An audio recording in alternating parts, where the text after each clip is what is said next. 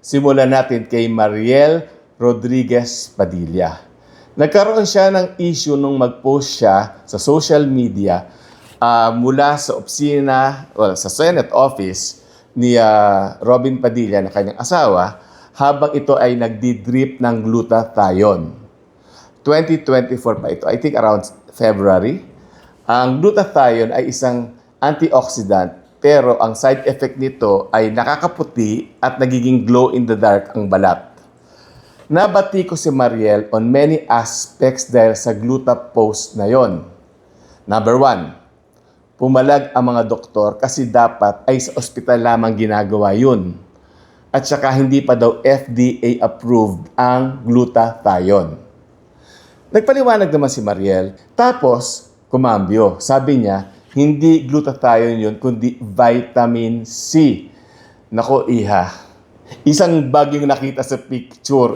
Ganong kalaki. Anyway, makikita nyo na dito. Ngayon, kung ganon karami ang vitamin C na isinasaksak niya sa katawan niya, at sabi niya, ay regular niyang ginagawa yun, malamang sira na ang kidney niya. Number 2, batikos, tungkol pa din sa glutathione post na yon.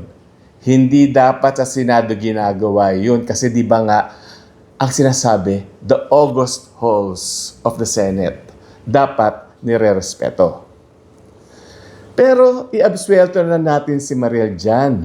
Honest mistake talaga.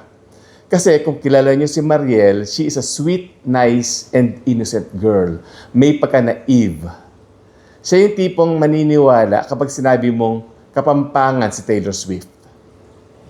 Nasa online selling siya ngayon. Recently, habang nagbebenta siya online, dumating si Robin na nakarobe lang. Yumuko. Ayun, nasilipan. Pero hindi naman kasalanan ni Robin yun. Talagang hindi sinasadya. At lalong hindi kasalanan ni Mariel dahil wala siyang kamalay-malay sa mga kaganapan sa kanyang likuran.